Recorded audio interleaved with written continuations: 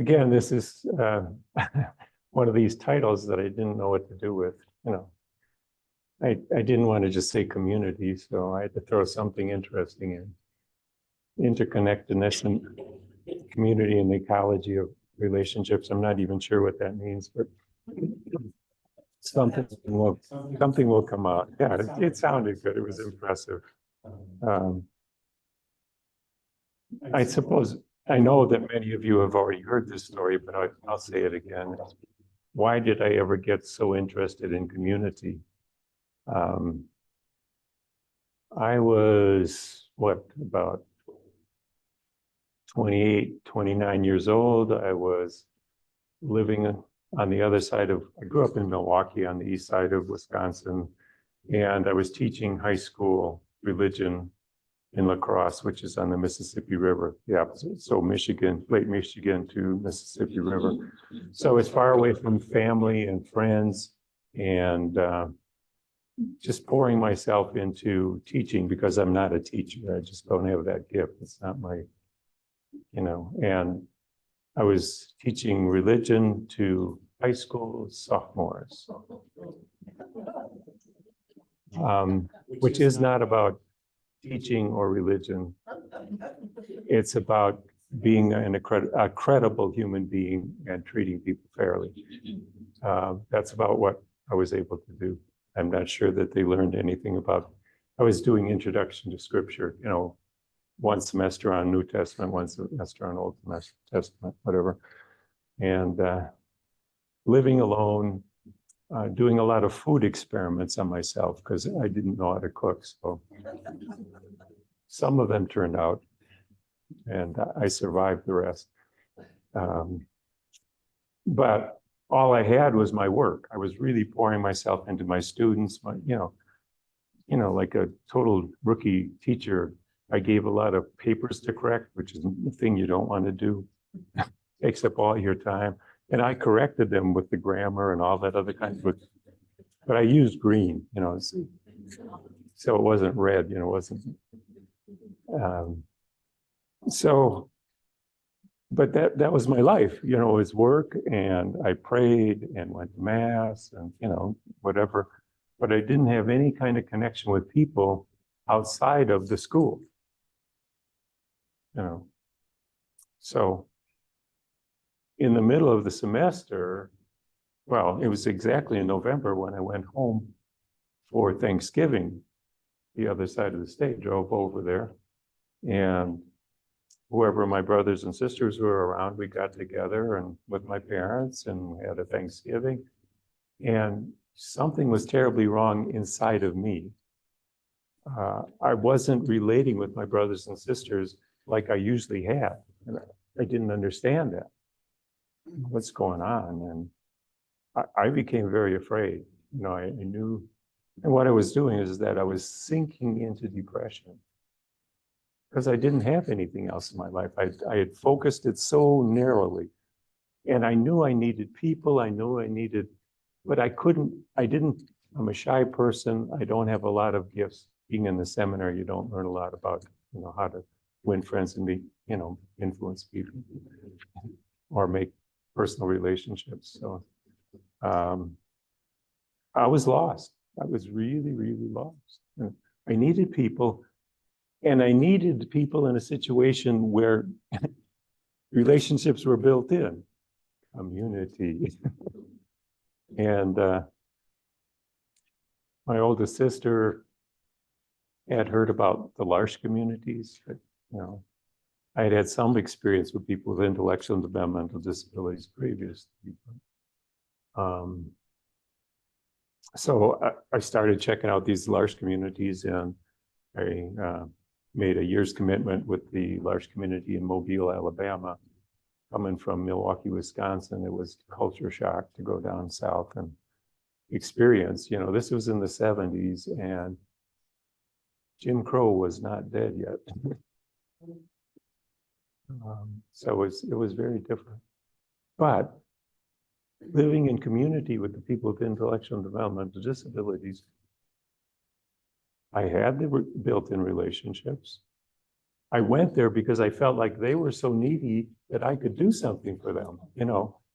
And it was I that was so needy that they did things for me. They transformed me. They taught me what love was.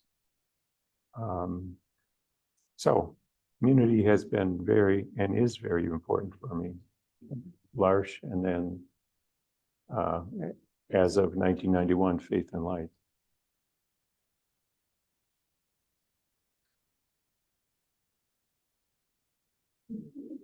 We human beings are social animals. If you have any doubts,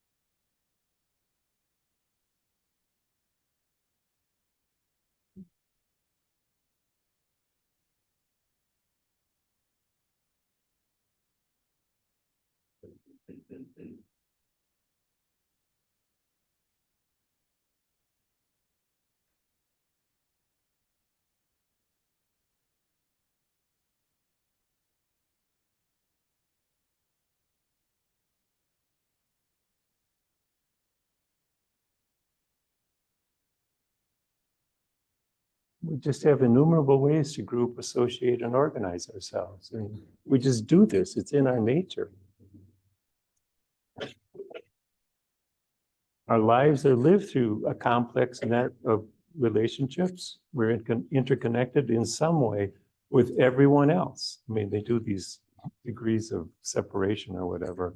I mean, somehow or another, we're connected to somebody who's connected to somebody who's connected to somebody who's connected to somebody.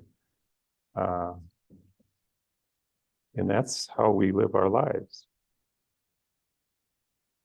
We're made for personal relationships. I like this quote.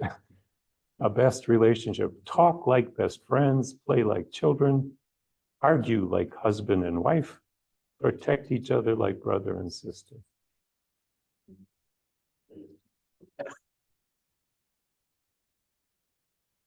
So since I call it ecology of relationships, I had to throw in the side about ecology. You know. Study of relationships between organisms and the environment, the balance between these relationships, abiotic and biotic factors, all interacting with each other.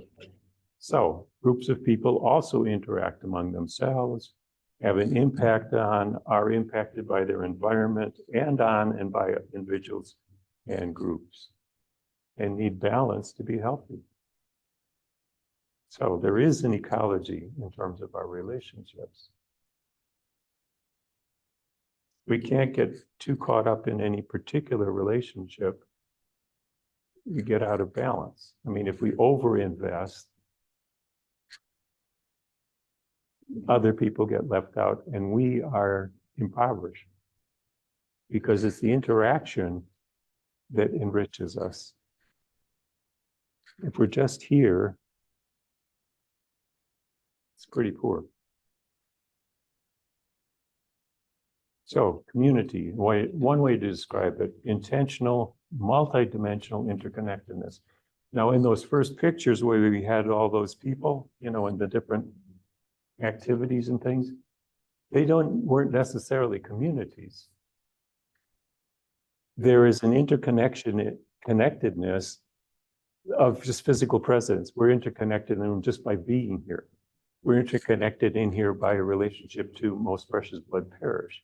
We're interconnected here in terms of our interest and growing in terms of our faith. We're interconnected. That's because some of us have personal relationships, friendships with each other, or other kinds of relationships, you know, working in the biblical school, whatever, you know, all over the place. So a complex, multidimensional interconnectedness. But any one of those in themselves might not be community.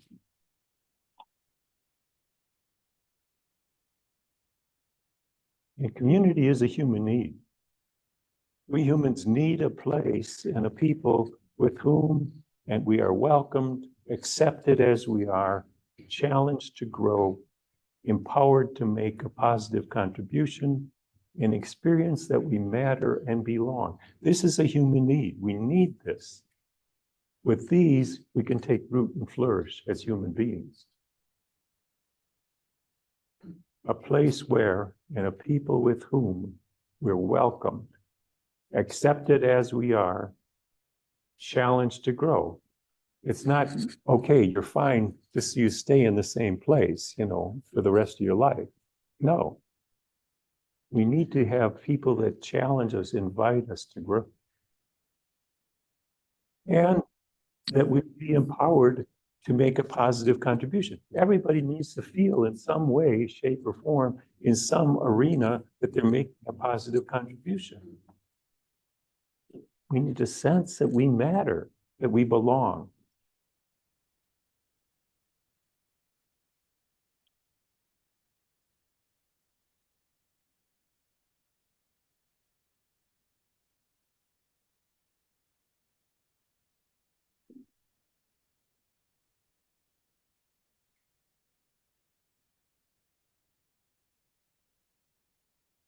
Technology.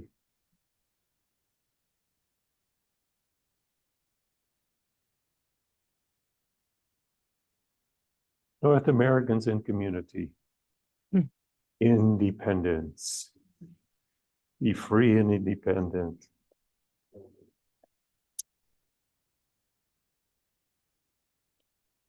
We here in this part of the world struggle with the very idea, very concept of community. Community goes so much against our social, cultural values that we're suspicious or fearful of any kind of entity that focuses on what its members hold in common. Anybody who grew up at a certain time in this country, the history of this country, communism, the big boogeyman, people, socialism, people who did things together, were together, thought the same thoughts. We weren't free and independent. And so as a result of this over-focus on the independence, we tend to overemphasize the rights of the individual to the point where these rights become supreme, most important, inviolable. Well, what happens? We come to believe and accept as fact that we have no responsibility for one another. If we're doing our job of being the best me that I can be, that's my job in life. I don't have any connection or, with anybody else or for promoting the common good. My life is more valuable, more important than anyone else's. That's the message we get. We live in this. You don't believe me? Look at the advertising. It's all about you. iPad, iMac, iPhone. I. Each one in this system is meant to take care of him or herself. And so we end up with an epidemic of loneliness. So as a result of our extreme self-focus, disturbing trends are on the rise. Isolation, depression, even among children in kindergarten, they're finding this level of depression. The pressure put already on children in kindergarten to be in a certain way, not just to play and be a child. It's not okay. You have to act like a mini adult. Virtual relationships through social media, replacing personal encounters. Suicide. All this is on the rise in this country. People are losing any sense of something more. And what is? We're told that we have to make it. We have to be strong. We have to do it ourselves. And those who aren't strong enough or can't make it on their own, they're the losers. It's all about winners and losers in this country. If you can't make it on your own, you're a loser. I was a loser. I am a loser. I can't make it on my own. With whom can we share our doubts and fears? With whom can we be vulnerable? We're told directly and indirectly that it's shameful to rely on someone else. It goes totally against how we were designed. All of this thinking of independence, of me first, of only me, goes totally against how we were designed and how we are wired as relational creatures. We're doing great violence to ourselves and to each other.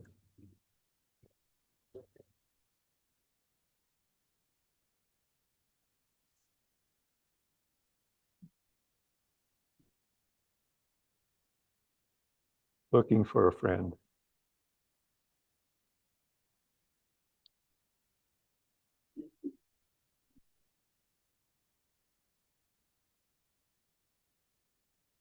There are academic studies going on right now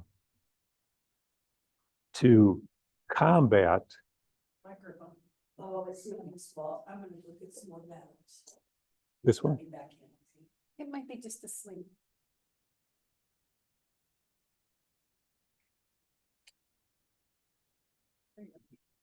Yeah.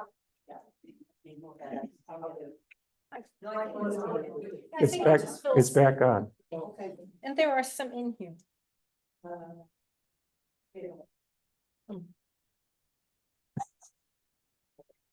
Anyway, there are academic studies going on at major universities about this whole phenomenon of isolation and loneliness and what it's doing to us. And they're scientifically proving that we human beings need something else. We need this interconnection, we need relationship, we need community. And there are movements, there's a movement of young people in England where they're going back to co-housing. They move in with some people and, they share a kitchen and a living room, but they each have their own rooms with a desk and whatever they need, share a bathroom. They have to work things out, but there's, again, there's built-in relationship there. So there is a sense that maybe, we've gone too far and it's starting to tip back into a little bit more balance. I hope so.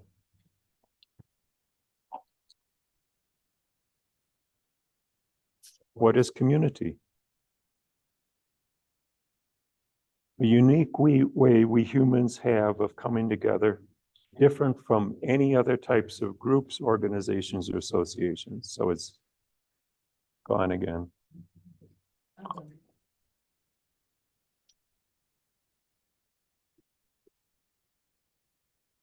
Must be pause for a commercial. Yeah, right.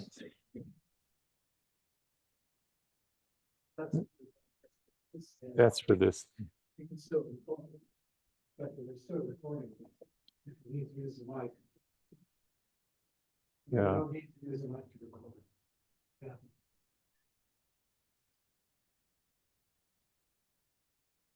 Does it show that it's recording? Great. Did you pause? I did not.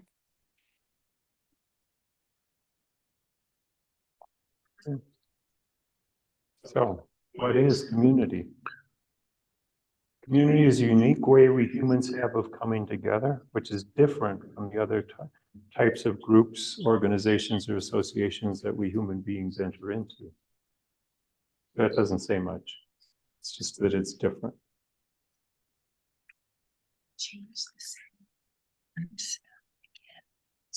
Community shares much in common. It's bound together by a common vision, core values, orientation, and common purpose and mission. Now I say core values because within the members, they can have different values. I mean, diversity in a community is a strength. So it's not like, but we'll get into that later. And often its members have some common life experiences that, that make some sense for them to come together.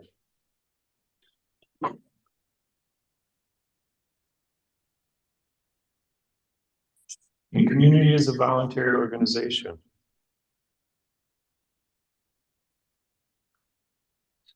which is a priority for its members. Each member somehow chooses to belong and to participate, even when this requires sacrifice. It's a priority. They make it, even when it's hard to come, to show up. The community is sustained by the committed presence and service of all of its members. One thing that we learned during the pandemic was that community is very difficult and if not impossible to be sustained virtually for any length of time. It's not the same. We need to be together. We need to share the warmth of each other, the energy of each other, face to face. So, in contrast, what community is not? It's not a social club or support group, even though there's plenty of a social interaction and support in the community, but that's not its purpose.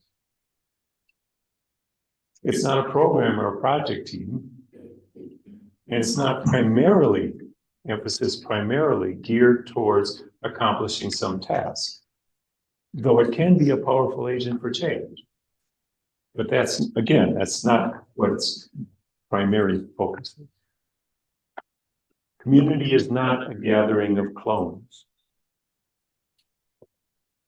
The members share unity in the essentials, but not uniformity.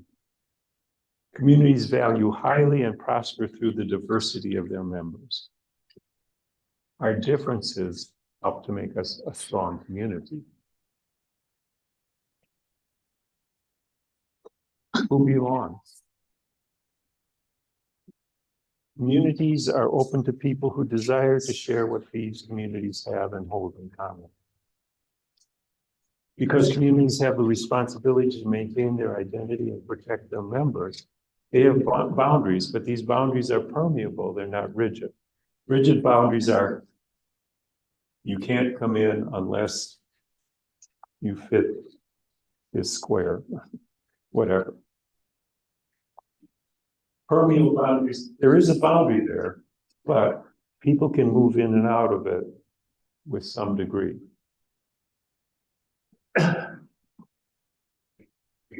And everybody needs community. We said that, but that doesn't mean that everybody fits or belongs in this particular community. Even if they think they do or really want to, it doesn't mean that this is their community or the community that would give them life or to which they would give life.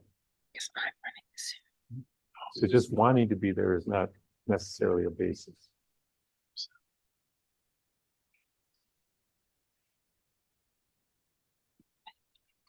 The secret behind community.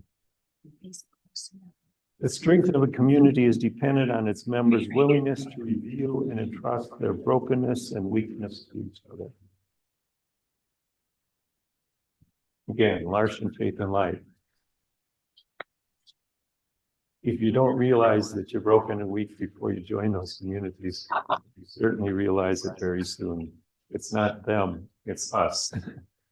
We're all broken, we're all weak.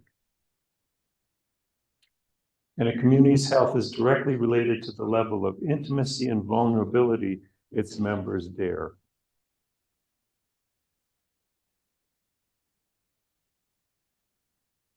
The more depth to the intimacy and the vulnerability of sharing, the stronger the community, the bonds between the members.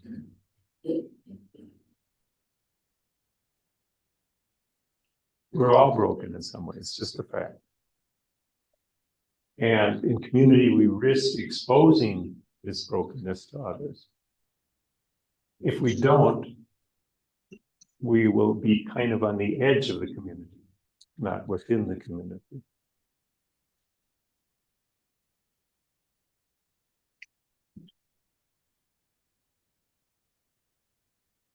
I found this quote from Leonardo da Vinci. An arch consists of two weaknesses which, leaning on each other, become a strength. It's our weaknesses leaning on each other that becomes a strength. It's not our strengths leaning on each other that become our strength. Think of it this way. Put your fists together as hard as you can. Push, push, push, push, push. Do you think it'd be very hard for somebody to come along and just split those fists apart? No. Interlock your fingers. Do you think it'd be more difficult to separate those? Yeah. It's our strengths and our weaknesses, our brokenness and our strengths together that make us strong.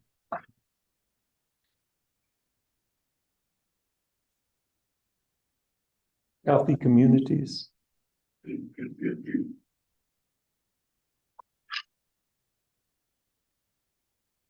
Oops, did I miss something?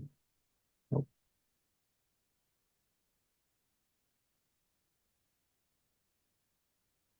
You come to know one another's, in community, we come to know one another's hopes, fears, joys, sufferings, dreams, the differing gifts and limitations, needs,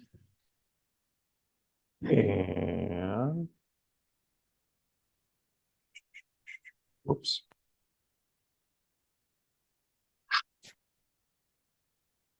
Assets of all members are shared.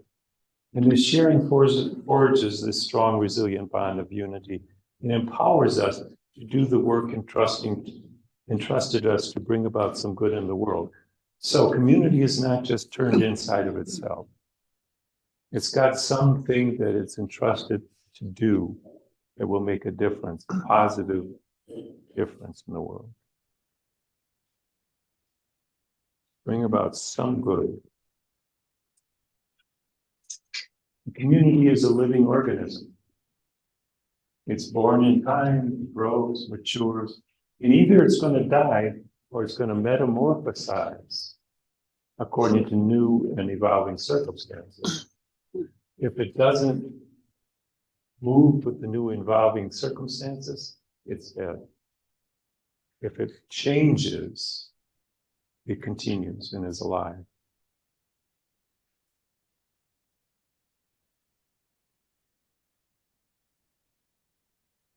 And as with all living entities, the community needs nourishment, rest, exercise, renewal, and the opportunity to generate new life.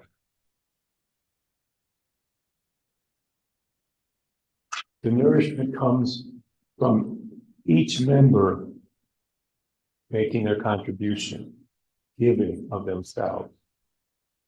Rest, the community needs playfulness. A community that's serious all the time is going to fracture. It's too stiff. It's not going to be flexible enough to roll with the punches or the tides of the times.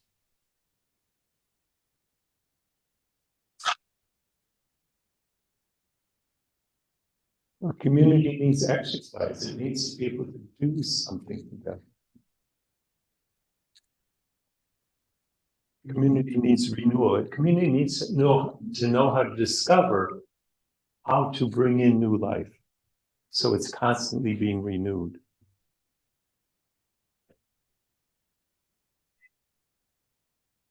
Community needs to discover its fruitfulness.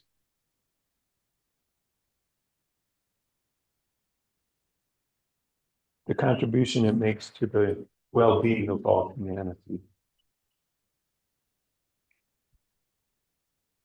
Community needs celebration.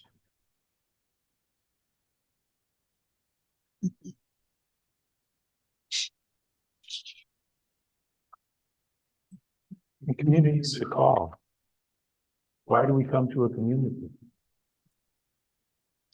Members belong to a particular community because it deeply feels right and good to be part of it. That's one way. It feels right and good. There's just this inner sense. Yes. They feel like they need to be there. Or it could be because of personal experience, past or present, that brings people to community. There's something that has gone on in their life that brings them to a particular community. Maybe they've had a recent awakening to the need for some particular good to happen in the world. And they have this inner sense that I want to be a part of it. I want to help with that. I want to do something. And they find others who share that same idea and are willing to risk the intimacy and vulnerability of a community together. Many come to community because somebody else invites them. Come, see.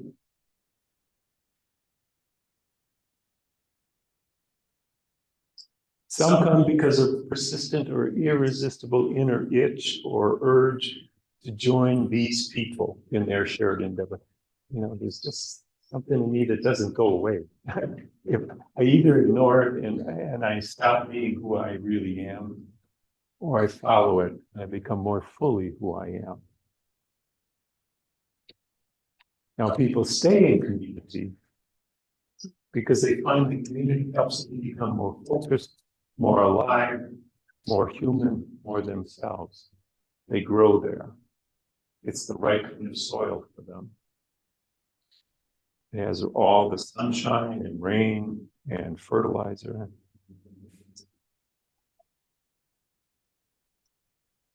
In community, each member has equal value.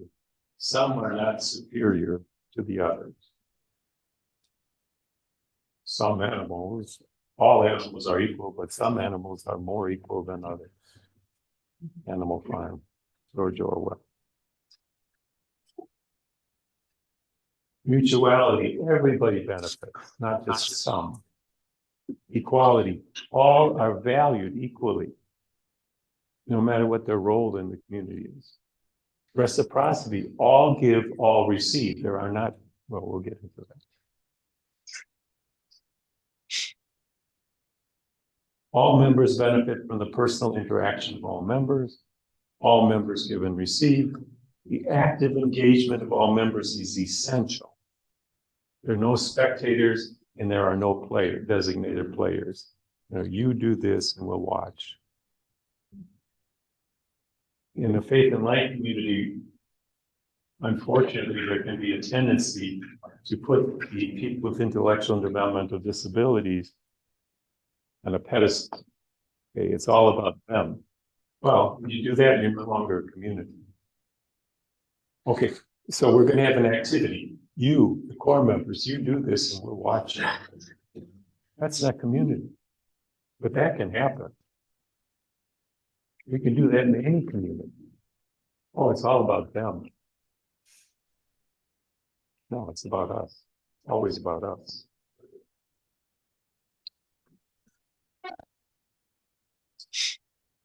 And all members are given opportunities to use their unique gifts for the good of all and to fulfill their shared mission. So, opportunities, use their gifts for the good of all and to fulfill their mission.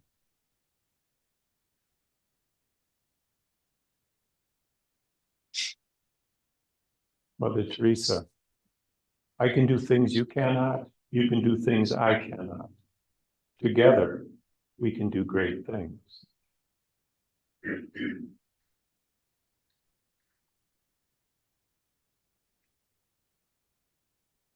With all the emphasis on the equality and reciprocity and mutuality of the community, we still need to function, we still need to work. And so there are different roles and functions in the community.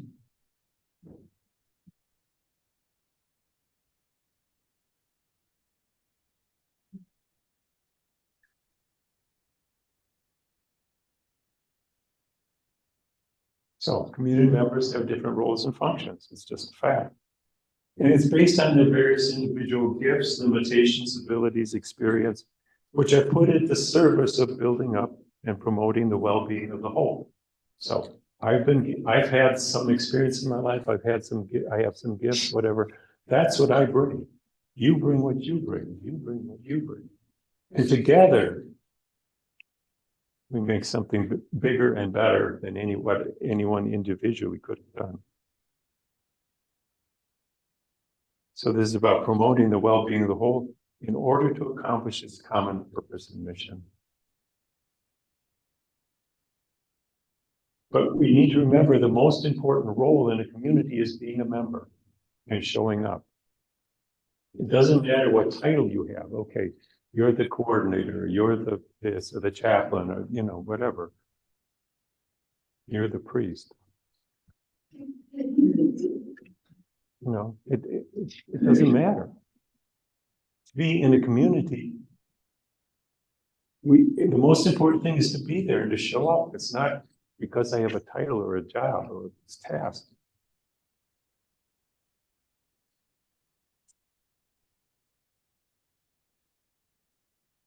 In community, there is no them and us, only us.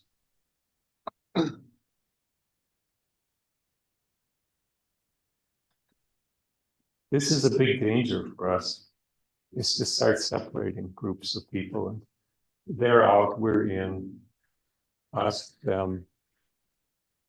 I mean, this country knows all about that, about this kind of division, us and them.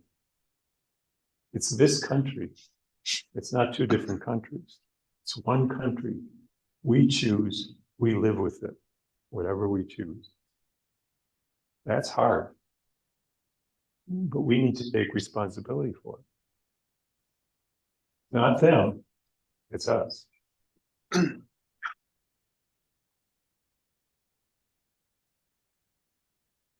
Community requires outreach.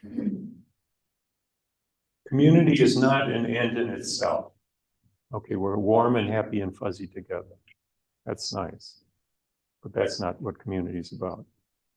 It needs to have a beneficial purpose beyond itself, directed towards some concrete need, based on the charism of the community.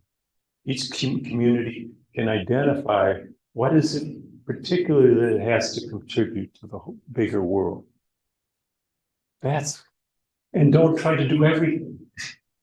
Focus on what you're good at. When you come together, what is it that you're really good at? Use that, make your difference. And if your community doesn't have this outward impetus, it's dying, or it's virtually dead. Even if the members continue to meet and do things together, it's no longer a community. It's turned in on itself, it chokes off, it's lost its connections.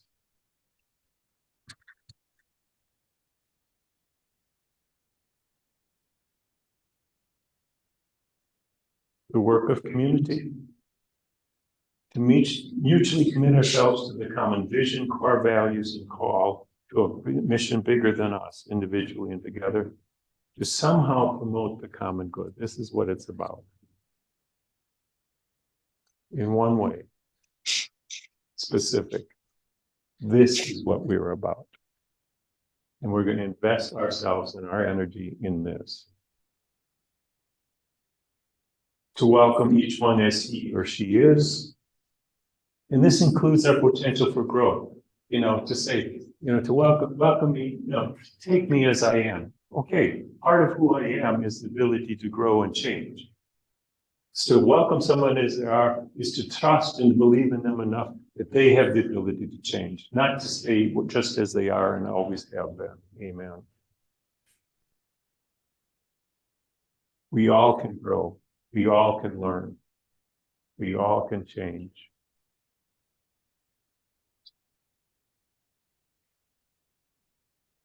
We're all called to become our best selves. And that doesn't happen by staying in the same place. Static.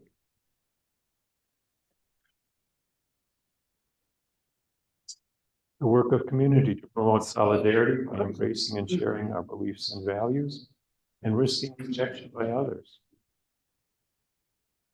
It's a risk. Say who we are and what we believe and why we believe it and what's important. That's a risk. Oh no. I can't accept that, no. To stand together and to act for what is right and good, the work of community.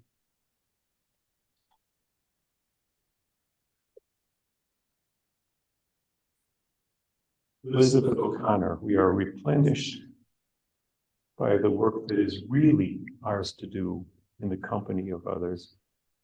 And this work injects spirit into the world.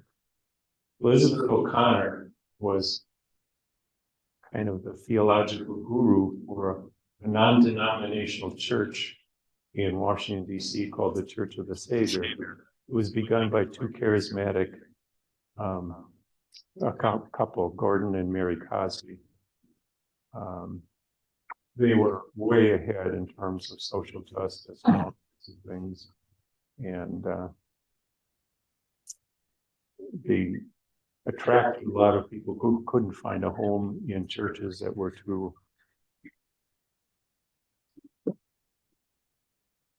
It was a very alive community for a very long time.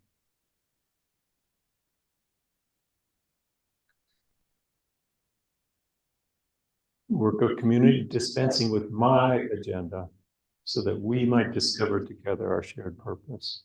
I don't tell you what our shared purpose is. We find out together. You don't tell me.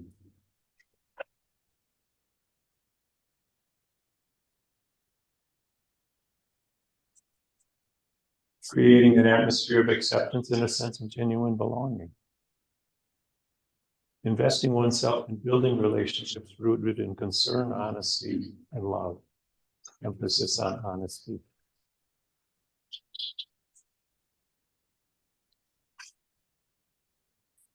What we do and the quality and effectiveness of what we do together depend on the quality of our relationships with one another.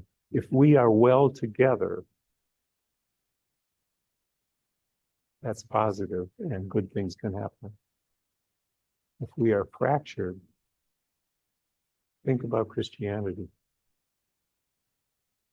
The kind of broken witness we have in the world today because of our divisions.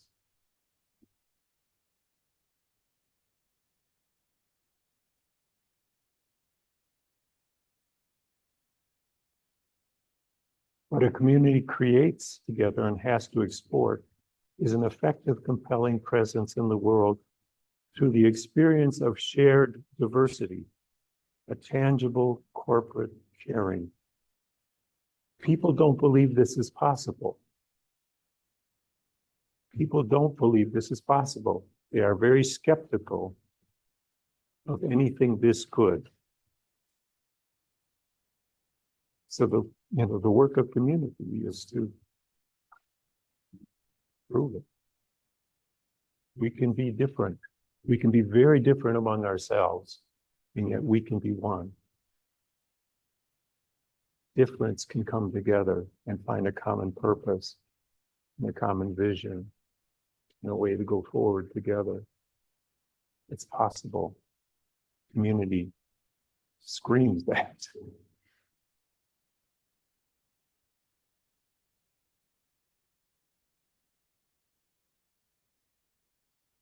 We have something to share in community that our society needs desperately.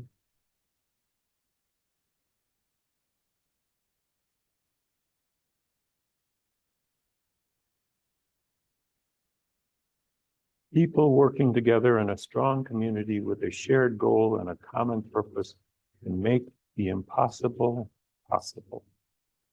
This is Tom Vilsack. He's the former governor of Iowa.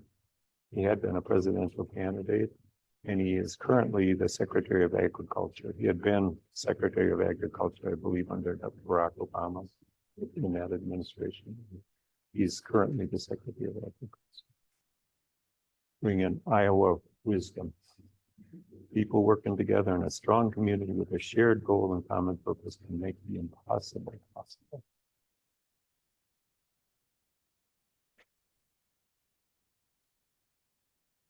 The pattern of communication within a community is dialogue, where the members both listen to and speak with one another.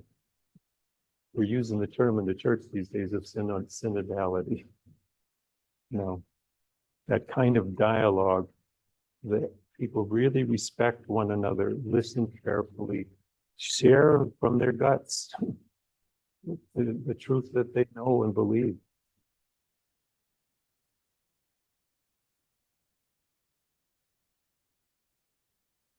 And the way of decision-making within the community is collegiality. And that's where consultation and conversation among members leads us towards a consensus. Now, sometimes consensus is not possible, especially if there's a time frame, you know. So what do you do?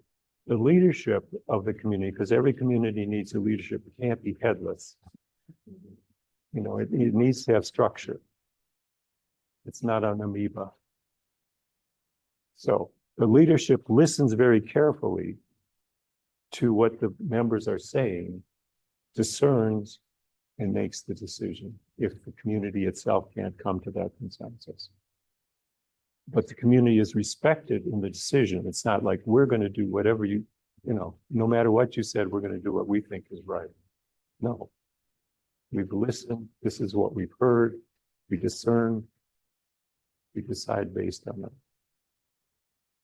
And so through these dynamics of dialogue, collegiality, every member, from the newest to the most senior, has the opportunity to give input and assume ownership for the life and work of the community. Saint Benedict, listen to the youngest, the newest member. They have something to say that we need to hear.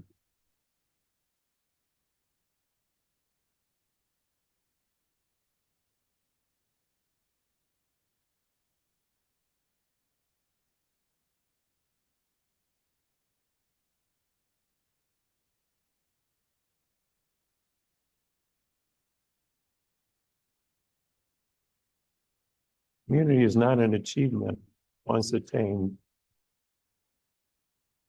No, community, sorry.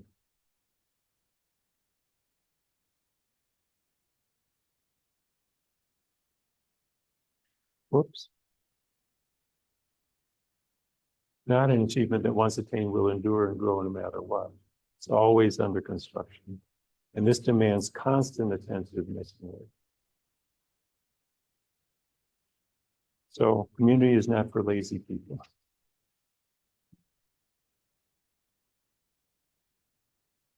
It's a process. It's not a done deal. And community is also simple. Come as you are and contribute as you can.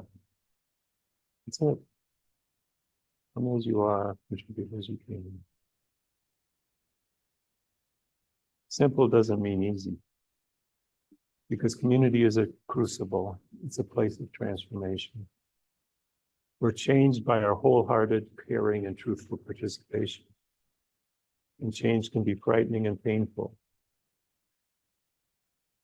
We learn and grow over time through our interactions with one another, especially with those who seem so different from us, Kathy, to the point of annoyance.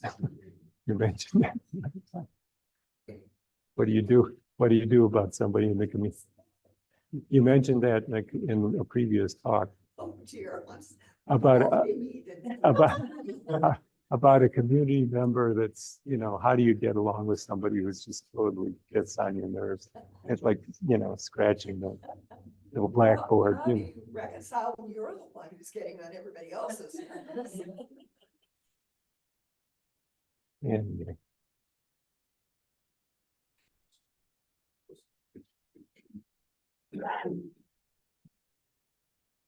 There needs to be an active, for such a person, there needs to be some kind of an active acceptance, not a passive acceptance. Okay, they are as they are, but an active acceptance. Okay, you are as you are, but again, with the sense that you can grow beyond that. You know, you don't need to stay stuck. You don't need to, because a lot of the annoyance comes from people who are afraid. They react. And they react in a way that they know that they get on people's nerves, because that's the only way they know how to relate to me, is having people be upset with them. So, an active acceptance, seeing the gifts and the beauty of that person, looking beneath the surface. This takes work. This is not easy. Seeing what they can contribute.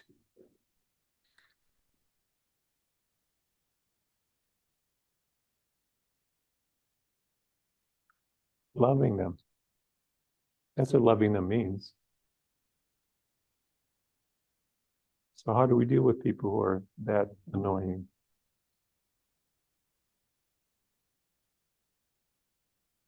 True community is a refining fire, burning away all that is false, unessential. In this regular interaction with people who are different than ourselves, we have in community,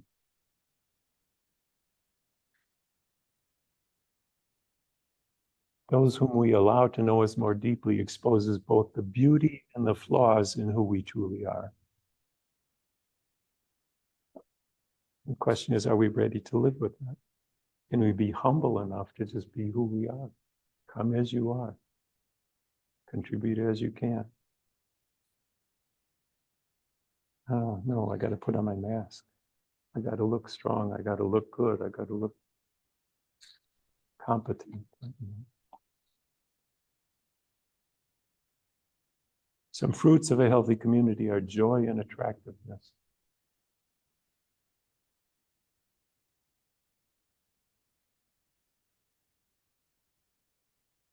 Within themselves, there's a joyful radiance. They enjoy being together. And this is attractive to others outside. They say, wow. Because there aren't a lot of places of real joy. I mean, there's a lot of happiness and celebration that's very shallow, not joy. In true community, healthy community, you can find joy. And it's attractive.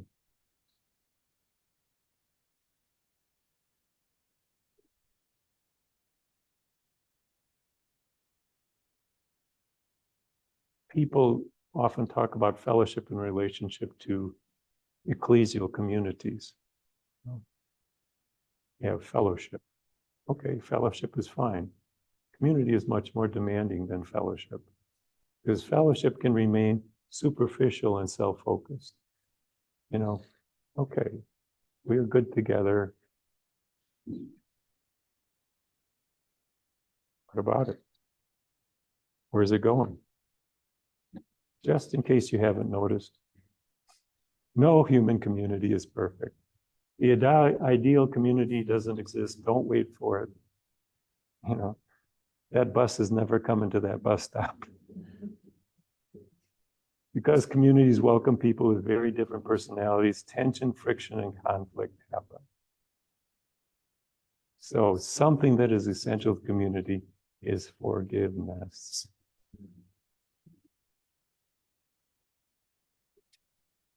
Constant forgiveness. Because we're always butting heads, we're always going, oh, okay. It just happens. We're different. And it's those kind of interactions that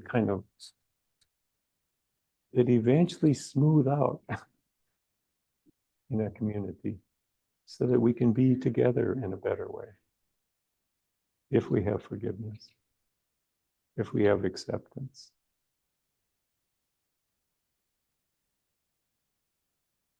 Community is not an ideal, it is people. It is you and I. In community, we're called to love people just as they are with their wounds, just as we are with our wounds and their gifts and our gifts, not as we want them or we want ourselves to be. Jean Vanier, co-founder of Larson Faith and Light.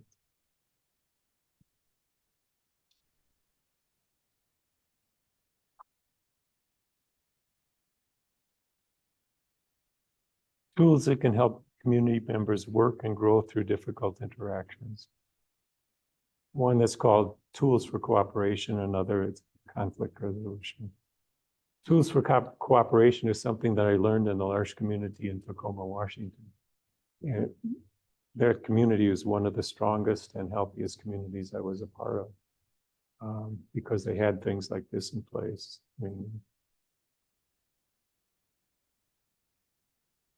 So, in Tools for Cooperation, all the members commit to open, clear, honest, and direct communication. No triangulation. If I need to say something to you, I don't say it to Steve and Steve, you say it to Joan and Joan says it to Maria Cecilia. You know, I say it to Maria Cecilia. So there's no triangulation, there's no going around. Open, honest, direct. It's simple. It doesn't have to be complex. And every meeting begins with a check-in, during which each member expresses how they are. And if they have any barriers to being fully present now, it could be that you've got a headache, you know, and it's very difficult for me to, you know, to just let the other people know that that's where you are right now, you know, or maybe there's a concern that you have that, you know, you can't get out of your head, you know, you left the child at home, you know, and you don't know what they're doing. You know, there's something else that, you know, prevents you from being 100% there. So you name that out loud. So people, and it frees you up to be able to say that and share it. Okay. Are there any barriers? So what are their hopes and fears, you know, for this meeting? You know, okay, we've got a meeting, we're going to talk about X. You know, do you have hopes about this? Do you have fears about this? Are you afraid that we're going to go this way? Do you hope that we go this way? What are your hopes and fears? Where are you at? Say it out loud. Everybody says it. It's not just one person. And it's, how are you right now? In depth, not just, I'm fine, I'm okay. You know, the thing that doesn't say anything. I'm okay. That's one of my favorites. I'm okay.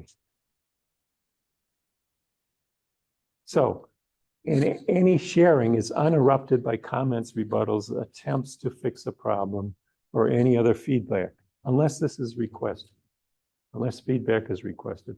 Otherwise, the person is able to say what they need to say without somebody interrupting. But you can ask questions of clarification.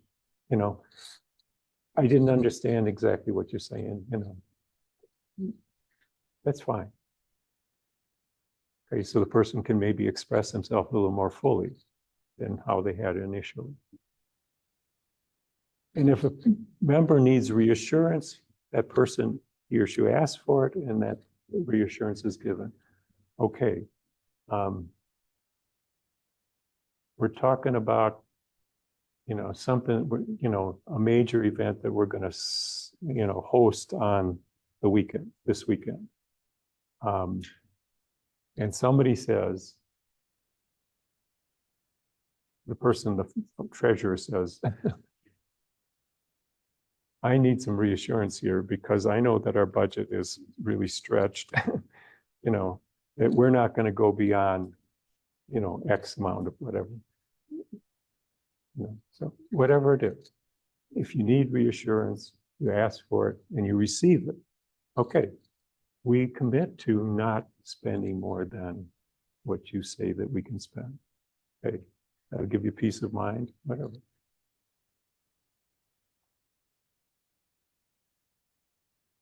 So that's tools for cooperation. Those are some examples. And then we're more familiar with conflict resolution. And all members also commit to work through any conflicts in a timely, positive, and constructive manner. So you begin by each person states her or his position, and then they look for common ground in their disputed area. Okay, we don't agree here, but, you know, what do we agree about somewhere around this area or topic? And then they remember all that they value and hold in common, because we're talking about within a community. So these aren't people who are, you know, work situation that are, you know, where they're competing for the particular same promotion or something like that. You're in a community. There's a lot that we hold in common and a lot that we value together. So you take time and you stop and you remember that. This is who we really are. This is what's more important. So then they refocus on their shared mission and purpose as a community. Okay, this is where we are trying to go. So how can we better get there? You're saying this, I'm saying this. where can we find some common ground in this? They opt for a resolution that in some way honors both concerns. But if this doesn't bring the parties together, then you need a third person to come in and do some mediation. That happens. Somebody to help them to, maybe the heat is too high. The level of energy is too high. They need somebody to, to help them to see if they're agreeing on way much more than they have that separates them. And say, okay, where can we shift from this to this to this to this and find something?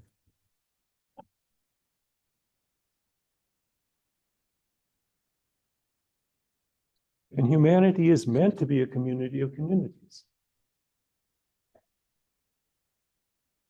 I think this is God's vision.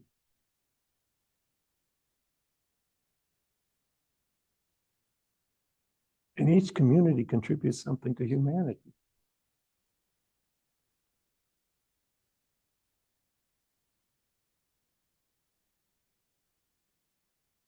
Our ability to reach unity and diversity will be the beauty and the test of our civilization. Mahatma Gandhi.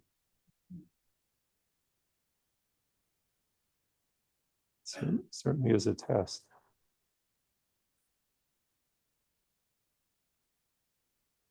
Just in case you want to see what this might look like when we look specifically at Christian community, if we dare go there. First of all, everything that we said about community in general applies to Christian community. It's not so unique that it's beyond what we as human beings are and try to become. And Christianity has all the elements necessary for creating community. Whether it does or doesn't, but it has the elements necessary. So, what is our common vision? The good news proclaimed in and by Jesus. That's our common vision. What are our common values, these core values? The Sermon on the Mount, especially the Beatitudes. This is what we commit ourselves to. We have a common orientation, which is the way of discipleship, following Jesus.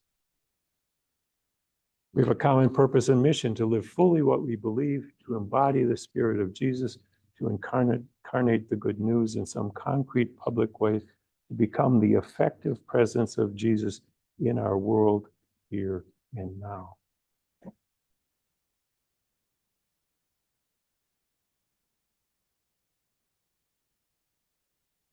This is our mission. It's not something else. Our common experiences are each of us our own personal relationship with Jesus. That's what we bring to community. Our common call is to love as we are loved. And our common inspiration is the Holy Spirit interacting with us and through us individually and together.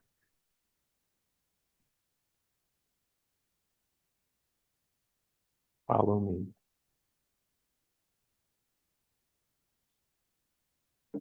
Christian community is rooted in faith. We believe in a God who comes to be with us, Emmanuel, as one of us in our joys, hopes, struggles, sufferings, from birth through death to fullness of life. This is what we believe. This is the God we believe in, not some other God. We don't believe in multiple gods, although sometimes we act like we do.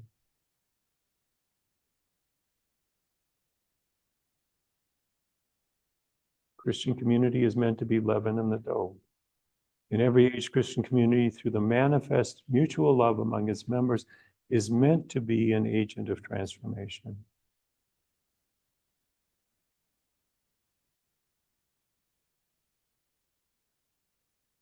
See how they love one another.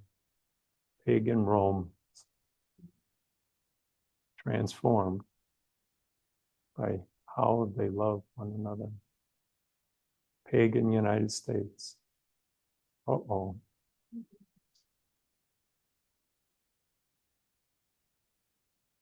Respect and care shared by members coming from very diverse backgrounds, conditions, classes, and not bound by family, tribe, or nation catches people's attention.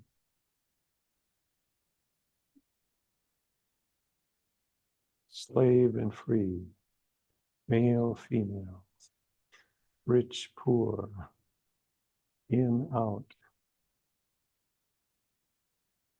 Genuine, unself-centered, and inclusive love is attractive. Those who witness this may think or feel, I want what they have. Maybe I need what they have.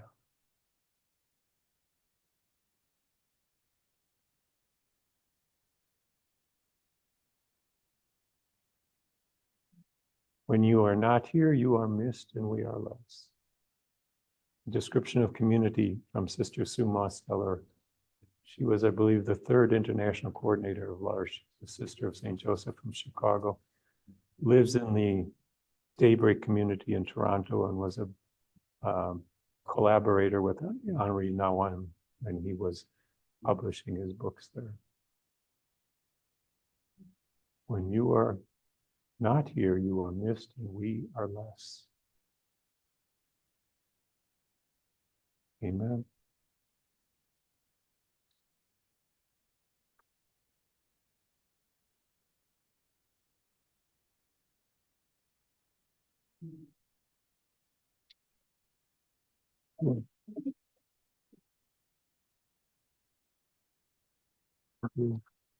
Thank you. Are there any questions? Tim, 1,000. Card? Just wait for the mic.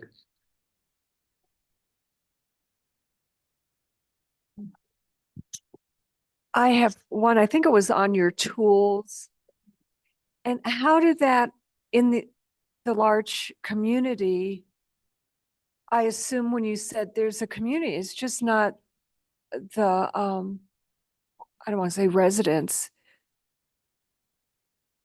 How do you use that in a community of that particular thing when there's so diversity in whatever you're discussing? Whenever we would have a meeting of the whole community,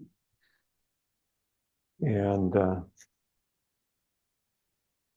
in L'Arche, what we're always trying to do is try to make the complex simple.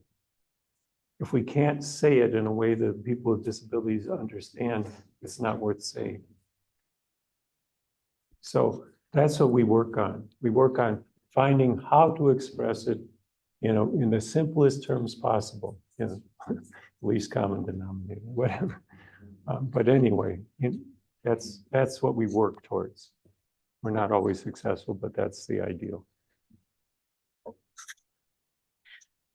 So mine's not a question, and I know you all get tired of the Society of St. Vincent de Paul, but it's so interesting because everything you described is what the society is all about, because we have 3 tenets.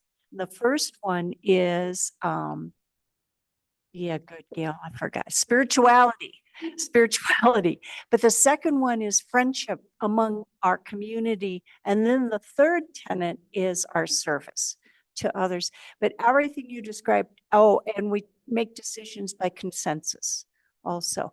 In our case, though, it's interesting, we don't often have a deadline. So if we can't come to consensus at one meeting, we pray about it and talk about it the next meeting.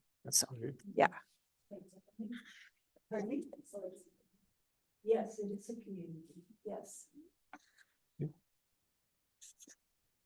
Jim, I just want to comment on L'Arche.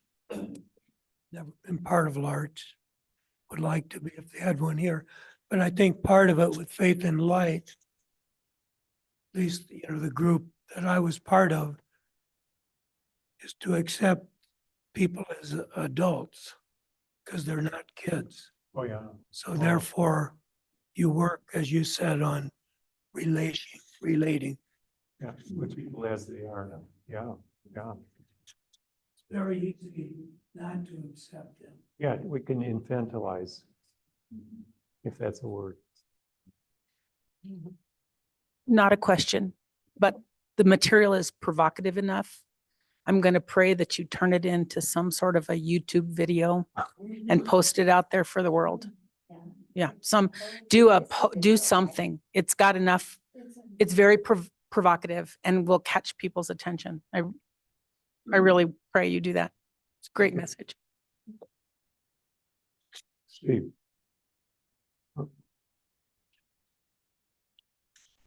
Tim, a how-to question.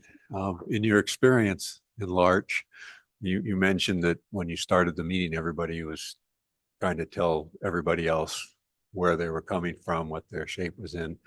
And you mentioned the standard response from anyone in American society. Oh, I'm okay. End of comment. So how does Larch get around that? the whole thing about community is that you learn to entrust yourself to one another. So you can go deeper than just I'm okay. And that's where some of the other parts of that question come in. Are there any barriers? You know, do you have any hopes or fears? It's part of saying, where are you right now? So it's not just how are you, it's how are you really? You know, it's what's really going on inside of you right now. So if the answer is I'm okay. That's okay. If you trust each other and you say, I'm fine, I'm okay. That's it. You know, you don't have to say, I'm having a great time. It's wonderful, you know. No.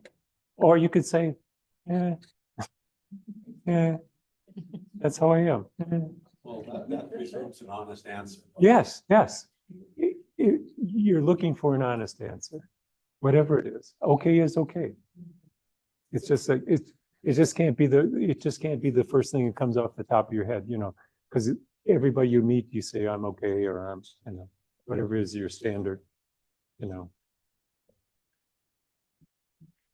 It comes to my mind to ask the question, how are we as adult faith enrichment a community? What are the aspects of this community that we need to enrich more or deepen, or how are we doing with that? And I'd ask that to you first. What do you see being a part of this community?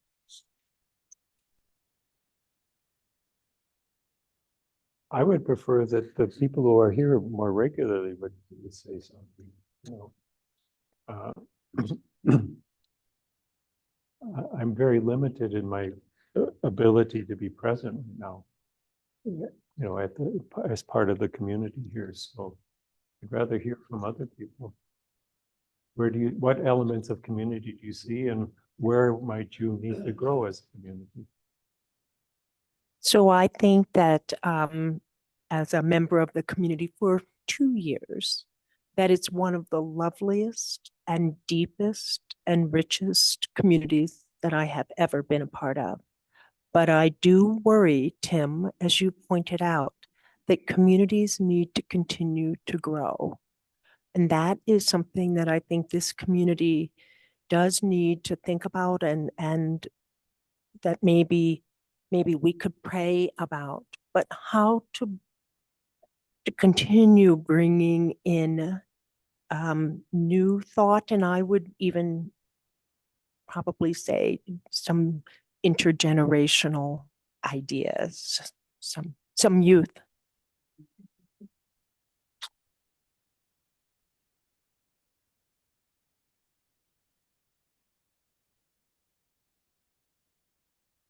And I think that we will all say, when you're not here, you're missed. And we are less. And we're all suffering from that, right? We're all suffering from that.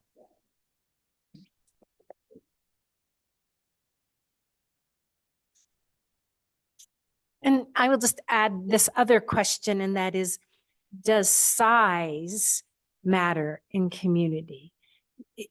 Is growth always about numbers, or does it have something else? And that's No, and there is an optimal number of community, because if you get too large, you can't interact personally with everybody. You know, so that's why it's meant to be a community of communities. You know, you need to have you know, when we first came to the parish, they had very active, small faith communities. And some of those are still going on, 20, 30, 40 years later. So that's real, and so the larger community is broken up into smaller communities. So no, it's not about too big. You don't want to get too big. You always want to be able to be small enough to have personal interaction among all the members. If you get more than that, then you have to, kind of create tables and say, okay, this is this community, this is something. You have to do something. So there is an optimal size of a community beyond which you need to multiply. There is a too small community too. It's namely two.